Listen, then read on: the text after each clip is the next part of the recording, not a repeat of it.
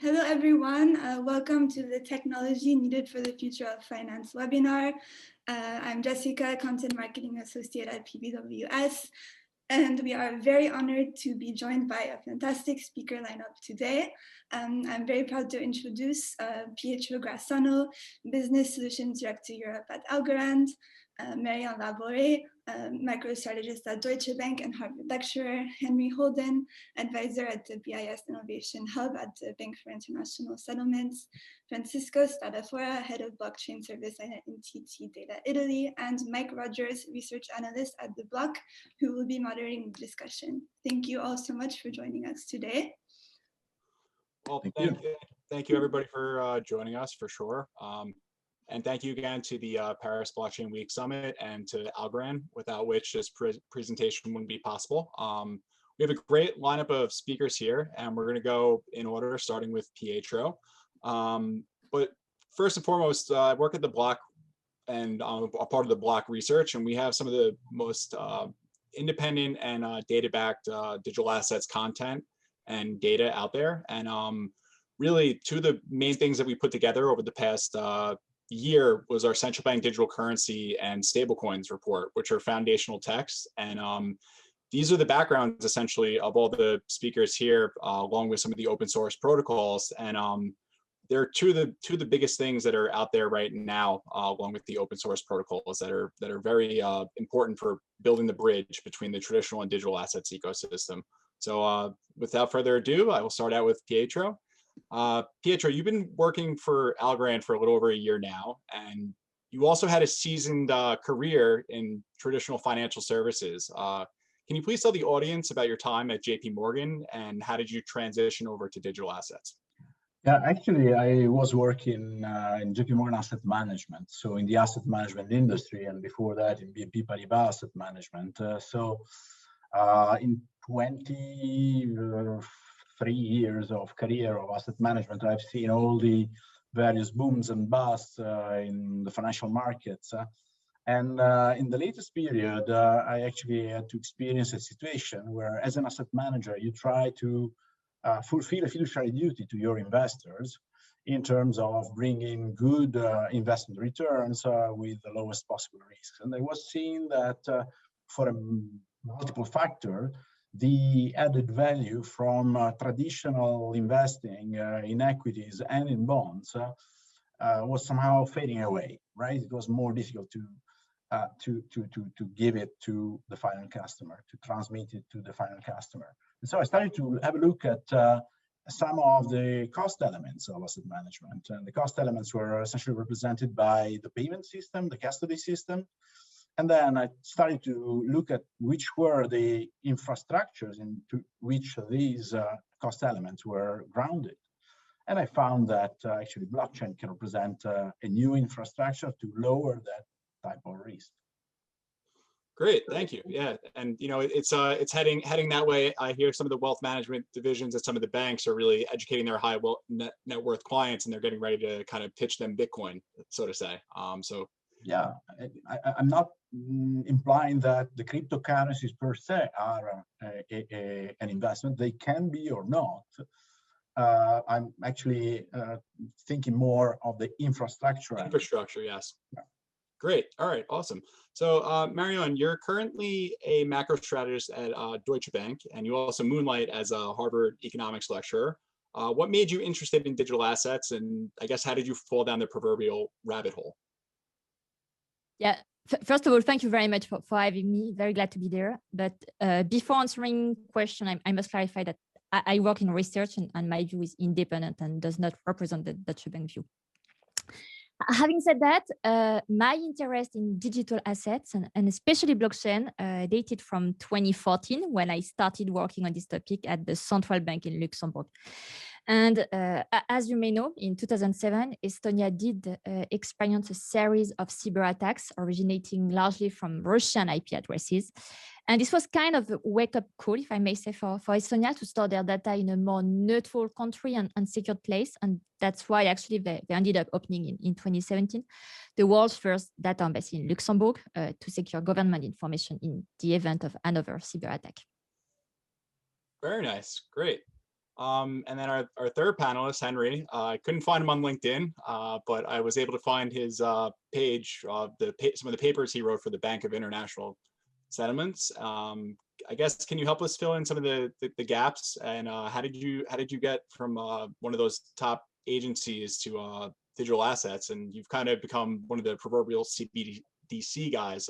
You wrote 2 of the most recent surveys for the past 2 years. Yeah, so my background's in payment systems. So before I came to the BIS to work in the Secretariat for the Committee on Payment and Market Infrastructures, I worked at the Bank of England on payment systems and clearing systems. So I'm a central banker, but a bit like Pietro, I survived some crises, and I kept trying to understand what was going wrong. And obviously I didn't do quite as good a job as Pietro because I lost a lot of my hair in the process. But, yeah, no, I've been just trying to work out financial markets, and that's taken me where I am today, and that's working on central bank digital currency. Very cool. It's a very good, pretty big part of the ecosystem potentially, especially for connecting the traditional financial system to what we've been building out over the past decade. And then Francisco, your LinkedIn was in Italian. Luckily, we have Google Translate and some of the other technologies. And you have a diverse background with VR, IoT, and more recently blockchain. So, what stands out to you about digital assets? Why are you focusing on this right now? If you look, I'm an Argentinian in Italy, working international, so some base of language and speaking in English. So yes, as you say, I started working in a lot of innovative topics. So I started working in 3D simulation, then I moved to virtual reality, augmented reality, then I'm working on IoT, AI, and now I'm working on blockchain. To be honest, what I see that it's the really interesting thing in the blockchain world is that if you look to the different industries, you see that almost all of them were in some way disrupted. If we look at the telco, WhatsApp, and this kind of a new application, disrupted the business model, the way people interact with each other. If you look to the media, Netflix, and many other infrastructure and applications changed and disrupted totally that industry. Spotify with the audio and music industry, etc. If we look to the financial industry, is one of the, let me say, few industries that are still not disrupted. No? Also, if we look at the automotive, that is one of the last one is now, how can I say, we see a disruption that is arriving, but the financial industry was one of the, let me say, the last ones. So to be disrupted with internet, with social networks, and with what today is becoming the technology enabler for this disruption that it is blockchain and all the infrastructure that are creating. So as well as Pietro said, and also Henry, what I see and what really passionate myself to in this topic is that we are following a topic. We are seeing how a new technology from a technical aspect is starting a disruption in the business, in the regulation, and that will create a huge impact on our lives. And after 10 years following Bitcoin and the first cryptocurrencies, seeing what today is happening with the CBDC, that it is a consequence of 10 years of work on several steps, first blockchain, then the DLTs, and then ICO, and then DeFi, and et cetera, et cetera, et cetera. Now we are it's been a long history, and yeah, we'll get to it. It was a history of 10 years of a lot of mistakes, a lot of hype, a lot of, let me say, a lot of things, of course. But we arrived to a point now with the CBDC topic that we are close, let me say, to the infrastructure that need to be changed. And that's a great way for Pietro for segueing. Thank you. That's a great foundation to segue into the topic of traditional financial system versus the digital assets ecosystem. So Pietro, what does the traditional financial infrastructure look like today, and how is the DLT and blockchain infrastructure that we're building out, how does that compare, and how is it potentially more efficient and better?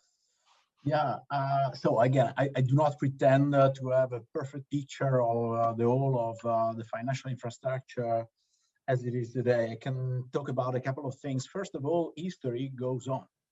So the current digital payment and transaction infrastructure has been built end of the 80s, beginning of the 90s, has been conceived at that time. Of course, there has been maintenance, but the design has been done at that time. It works well for many different things. In most countries, the payment system tend to work pretty effectively. The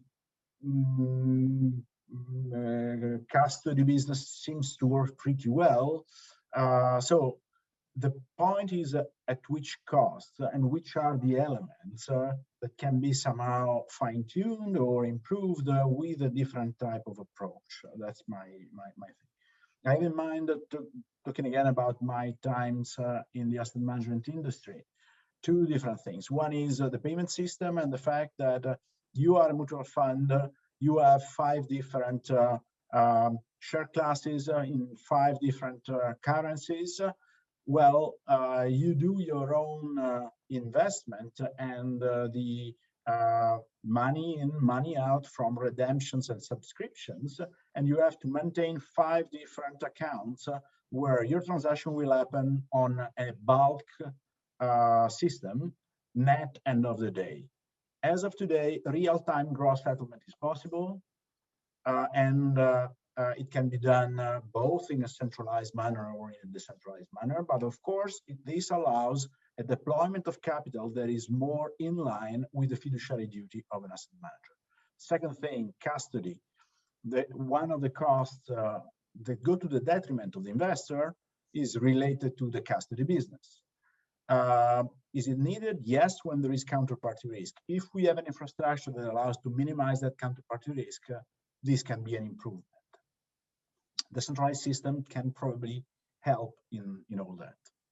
Yeah, great. And I did see a comment pop up on the screen, basically about some other areas like emerging markets, how it might be able to help connect others to the financial system, or maybe bank the unbanked, and kind of open up cross-border payments potentially.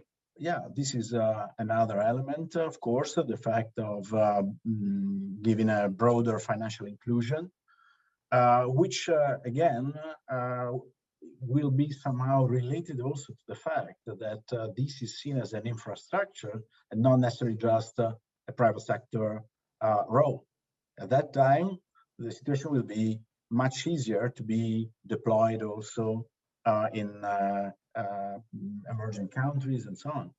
Yeah, there's a lot more to the story than most on the outside looking in are aware, and that's how early it is as well.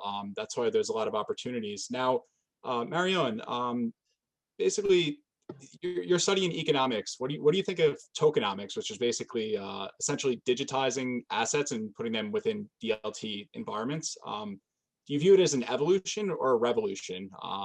And how could blockchains potentially unlock new capabilities, or is it just more about efficiency and security? Yeah, I would say probably a combination of both, depending on the sector, the country, the industry. More an evolution for corporate, but still offer the next generation of data management process. So clearly it makes things more efficient, more secure along the supply chain. This clearly increase transparency, which makes speed of payment processing better. It also reduces intermediary expenses, but it can also overcome the issue of fraud and counterfeit products. And this is probably why the pharmaceutical companies like you may have heard Sanofi, Merck have been piloting blockchain products recently. And to build on what Francisco and Pietro mentioned before, it can also be a revolution for emerging countries. For example, if we take the case of the United Nations World Food Programme building blockchain initiative, it has helped distribute cash for food aid to more than 100,000 Syrian refugees in Jordan, and the use of blockchain has reduced bank fees by 98%. So I would call it a revolution. Yeah, that's great. Yeah, I guess it depends upon what geography you're in and kind of what the capabilities and access people have within those jurisdictions. And Henry, this is a good question for you as well. It's very similar to what I just asked Marion. So does blockchain unlock new capabilities, or does it basically just make things more efficient and secure? And I only ask this because, you know, doing my CBDC research and speaking with people from, say, the World Economic Forum who built a policymaker toolkit for central bank digital currency, they're not so convinced necessarily that DLT is the way or isn't the way. They're kind of agnostic. More so, they think it's more of a policy and a regulatory question rather than the technology itself. I mean, I suppose it is, but I'd echo Marion's. Oh, pardon me. I'd echo Marion's comments that, you know, it depends on the circumstance. So it might be fantastic for some situations and not for others. And what it can do that's different. So we just ran an experiment here in Switzerland with the Swiss National Bank and with the sort of market infrastructure provider. And it's, sorry, I was about to say something a bit naff, but it's quite exciting. But it is quite exciting because a lot of the time with CBDC, you don't necessarily have a clear use case.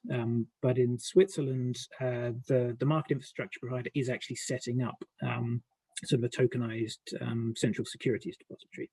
It's now all of those securities are settled with central bank money. How could that be done? Well, you could issue central bank money into the DLT platform. That's quite, I was about to say revolutionary. There's a lot of considerations behind that, but you can avoid them just by plugging the sort of the existing account-based system into the platform. That works as well, but you don't necessarily get the benefits. So we're just starting out thinking about, well, where's the sweet spot for policy considerations as a central bank, but then at the same time, the sort of the efficiency of the system. You know, can you make Pietro happy as an asset manager? You know, that's how I'm going to think of it in the future. So it can do things. You can build different kinds of architecture with DLT than you can with the account-based systems. It gives you potentially more options. Yeah, great. Well, you know, the businesses seem like they're ready. I know Algorand is doing some work with central bank digital currency concepts, as well as I saw that, you know, Diem, formerly Laboure, in their second version of their white paper, talked about connecting to those networks, as well as MasterCard and Visa are working on some stuff as well. And Francisco, kind of just back to what we asked Pietro before about the traditional financial system infrastructure and the DLT infrastructure that we're building in the digital assets ecosystem. How do they compare? What do you like? What don't you like?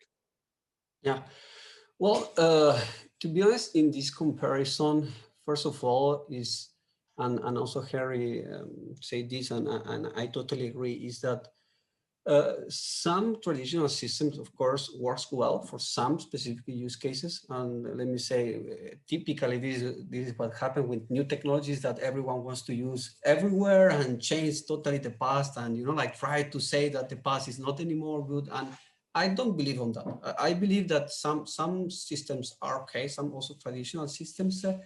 What I see today, and to be honest, let me say, one of the best use cases that I see now that it makes really sense for a blockchain infrastructure is the CBDC topic. Maybe not just the domestic CBDC, but a multi-CBDC infrastructure, because typically in that situation, you need, you have all, let me say, central banks at the same level. So it's not that easy to have one coordinating everything, or even if it is that one, they don't want to provide all the power to that one. They want to share some responsibilities.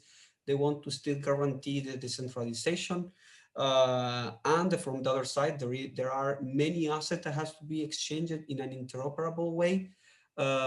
So that's one of the use cases that I really see that blockchain can create a really difference, that can create something that it is not possible to do, let me say, or if it is possible to do with a centralized solution, it has some risk and some trade-offs. Another important thing I think we have to consider in this topic that especially traditional systems, were not designed with that in mind. It's about programmability. So typically all the traditional systems were designed in a centralized way, but with few features. And if you want to change something, it will require years of work, of standardization, and it is totally, also the programmability is totally centralized in some stakeholders. Well, what blockchain is providing is a totally different approach. It's an approach of an open ecosystem where a group of stakeholders can come and create programs, what are called smart contracts, or we can call it in several other ways, but can create on top of that infrastructure. So that becomes, let me say, a general purpose infrastructure where you have the tokens, but then you have all the logic and the programs and the smart contracts that you can put. That's a totally different paradigm. That's something that is totally different with what today the traditional infrastructures are providing. Of course, there are also in this, for these, some trade-offs of performance, of scalability, etc., but it's just something totally new. So having the possibility for infrastructure, financial infrastructures, to be totally programmable by the stakeholders that are using that infrastructure, and not by one stakeholder that it is owning everything, I think it's one of the biggest changes of what blockchain there's a flexibility. There are Yeah. flexible systems, and it also allows for people to really work on things and create some things quite rapidly. I mean, and that's kind of a great way to head over to Pietro for the next question about stablecoins. From our report, we calculated through our data that total stablecoin supply in February of 2021, so just last month, it surpassed $50 billion, and that 8x year over year, which is pretty significant. And I would say that from what Francisco was mentioning, that's a lot of that is because of the openness. And these are just basically tokenized version of fiat currency. Majority of it is denominated in US dollars, 96%. So what are your thoughts on stablecoins, Pietro, and why such explosive growth?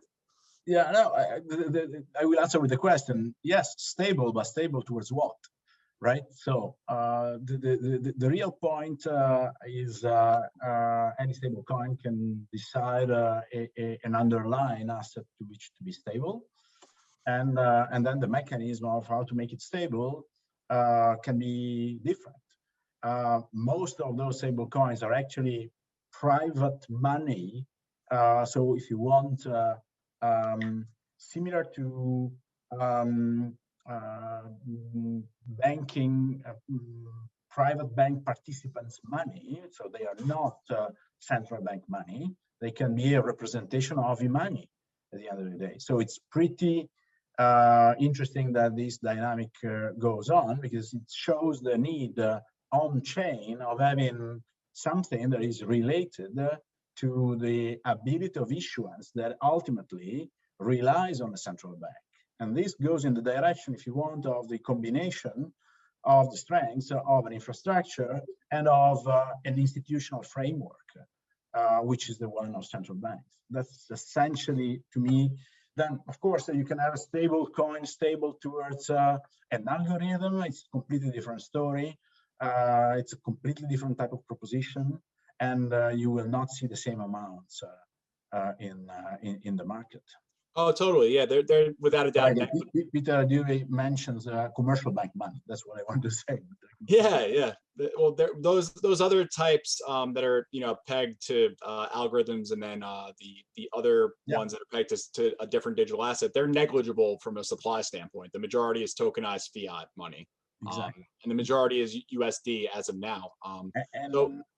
I can see also some elements of potential threat to the institutional framework when we talk about global stable coins, right? Because this would be a way to prevent central banks from doing their work, which is at the end of the day monetary policy and price stability. So Yeah, well, we're about to get to quote unquote so-called stable coins with one of the next questions to Henry. But before that, Marion, how do financial institutions view stable coins? Are they looking to get involved on the consumer side and non-bank financial institutions, or are they really trying to use it as wholesale applications between financial institutions? Yeah, I'm going to recall what Pietro just said. Financial institutions see stable coins as, I mean, obviously having many advantages. It's almost instantaneous, inexpensive, borderless. We have peer-to-peer transfers. It's available 24 hours, 7 days a week. But as Pietro just mentioned, I mean, pegs to what? And the main question is we tend to put all stable coins in the same basket, but all of them are not the same. We still miss an institutional framework. There are like a lot of things that are clearly not decided yet. And obviously, they solve a crucial bottleneck in the area of globalization, which is international cross-border payments. But we have also some threats, monetary policy, framework, and others. Great, thank you. And then Henry, so-called stablecoins, which I always laugh when I see that, and we put it in our report because that's always what the G7 and the BIS refer to them as. It's almost like it's a taboo word to call it stablecoin without putting so-called in front of it. Why is that, and how do most of the central bankers that you surveyed, because you've had access to many over the past several years to create those surveys, how do they view stablecoins? Yeah, the so-called comes from cryptocurrencies originally. So when we started writing about cryptocurrencies, you know, we didn't call them cryptocurrencies because they're not currencies, but then everybody got confused about what we were talking about. So we had to call them so-called cryptocurrencies. So it comes, exactly, it's all about the inverted commas. So it comes to so-called stable coins, and it's exactly as Pietro said, you just can't read, you can't believe everything you read on the internet. Stability is a relative concept, and a lot of these stable coins are just not stable. Fine. When it comes to sort of what do central bankers think about stable coins, hand on heart, there is not a sort of a common view, because stable coins sort of, you know, they come in very different flavors. The only one I would sort of point out that's, you know, universally loathed is the new unit of account, is the trying to create something new, or you know, or not compare like with like. So I had a nice conversation with somebody the other day when they're talking about, you know, the power of cross-border payments and how DeFi stablecoins can do cross-border payments instantaneously. It's much better than the current arrangements. And they were talking about just moving a US dollar token from one person to another. I'm like, well, yeah. If you're not doing any foreign exchange and you're not doing any of the sort of anti-money laundering scams and things like that, it's just not like for like. So stablecoins potentially, they're a really great innovation because they're taking something that's already safe, which is a currency, and they're adding a new functionality on top. That's cool. But just because you can do something like create a new unit of account and pass back a load of market risk onto people who don't understand it, doesn't mean you should. Yeah, wow, that's great. And you know, that's something that I caught on to reading the central bank research for our stablecoin report, that you know, the medium of exchange and the store of value, fine, but just not the unit of account. It seems that's really the thing. So Francisco, we said before that the majority of the stablecoin supply, 94% of it, as of February, was collateralized by fiat, and 99.5% was pegged to the US dollar. How do you see that composition changing over the next like 10 to 20 years? Well, I think that one of the most important things that can happen in the future for the stable coins, because as also Pietro and Harry say, one of the biggest risks of the stable coin is who is behind that stable coin, who is managing the reserve of that stable coin. And that's one of the key points of the stable coins. I think a really big change will arrive when the CBDCs will be there, because that will provide more transparency on the reserves of any kind of stable coin, if they will want to create something separated to the CBDC infrastructures. So a lot of things I think will change when we will have CBDCs that will be behind, so will be the reserve of the stable coins infrastructure, because at that point there will be a reduced risk on what's the reserve of the stable coins. And in that point, so who will provide the first, let me say, CBDC will have also a big advantage on the stable coins and creating new ones. From the other side, of course, there is also a topic of regulation. So we know that, for example, in Europe, it's not possible to create stable coins with the euro. They are working in the MiCA regulation, and they stop the DM and they stop a lot of other projects because they don't want that someone starts from a private point of view, creating a coin or stable coin or electronic or digital money, that it is not, let me say, protected and regulated by the regulators. So I think that today stable coins are interesting, are one brick of the Lego of the blockchain world. The stable coins like DM pushed more and more, like Libra or Diem now, push more and more the regulators to answer with the CBDC topic. But I think that after CBDC, especially if CBDC will not be, if some countries will not use a blockchain solution, I think that many alternatives based on blockchain solutions will start on with stable coins, because if the CBDC infrastructure will be just to do instant payments, and there will not be possibility to do any kind of programmability, interoperability, open ecosystem, etc. I think that what will happen is that there will be many other stable coins based on blockchain infrastructures backed by money in the CBDC and enabling the programmability that is not enabled by the CBDC infrastructure. And that's who arrives first will be, let me say, the perfect fiat currency or digital currency to be used, and that will be important for the new balance of currencies. We have about 8 minutes left, and I have to leave a minute for Jessica to leave a closing statement. So rapid fire. Pietro, how can retail and wholesale CBDCs add value to the digital assets ecosystem?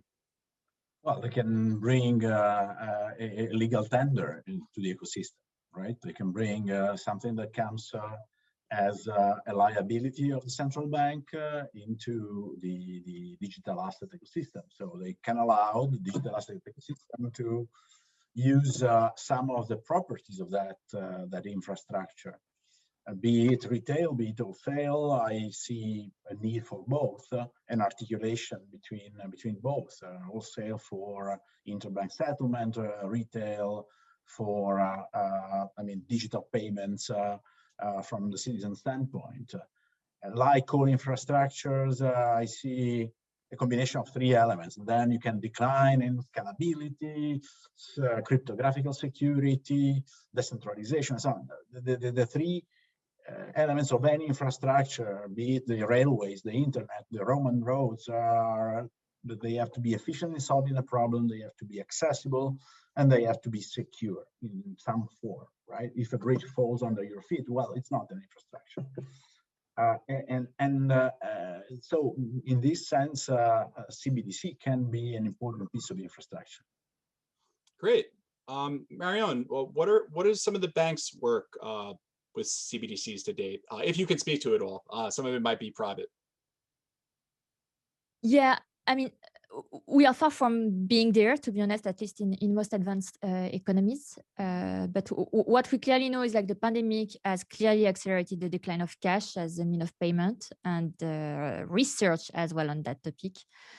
In January, Christine Lagarde mentioned that digital euro could be a reality within 5 years. So this is pretty clear that it will be, and it is already a key topic likely to be continued to be discussed, and we should get prepared for it.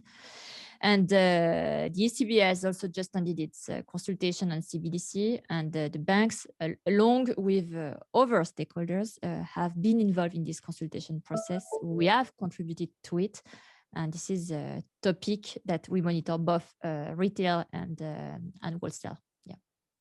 Great. So Henry, you're one of the most prominent CBDC researchers in the world, I'd say. How do they fit? Now you're shaking your head. Yes, you are. How do they fit into the current financial system, and how can they integrate within the digital assets ecosystem? Well, so I mean, central bank money is already there. So you have cash in your pocket. If that's digitized, then it's integrated. And so the report that I was secretary for, that we published in October, that's the BIS and sort of 7 of the other big central banks. Principle 2 of 3 was it has to be part of the ecosystem. It can't squeeze out cash, can't squeeze out commercial bank money. That would be a bad outcome. That's on the retail side. On the wholesale side, banks, big financial institutions already use central bank money to sort of settle the trades that come from FX and come from securities, blah blah blah. It's now it's now sort of becoming real that the markets are tokenizing. So central banks who are in charge of the settlement are now experimenting with sort of how to deal with that. And so that's what we're working on in the BIS Innovation Hub with a lot of other central banks. Oh, you're muted, Mike. Oh, thank you, Henry. Great. So we only have about 3 more minutes left. Francisco, really quickly, and then I'll get I think one more question to Pietro. At NTT Data, you've helped move 98 banks into production for the Sputna project. Can you describe that experience quickly? And how did you work with Algorand on it? Yeah, well, as you can imagine, moving 98 banks in production is a really big challenge, especially because a lot of people think that it is just on the blockchain side, but then you have to think about in the integration side. So how to integrate one blockchain with 98 different systems and different stakeholders.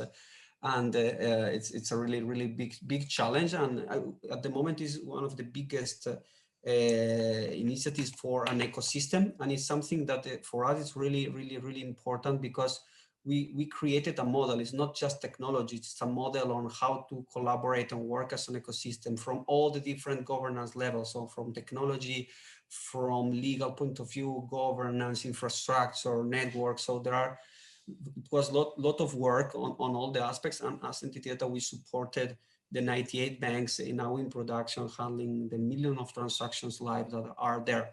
What is really interesting is that experience we are working to move and to replicate also in the CBDC topic. So we started working we are working with the banks, and also to share also with the European Commission and with the different central banks that are working in the CBDC topic, that they have to replicate something that we created. Of course, with commercial banks, they have to do with central banks, but this is a model that can be replicated.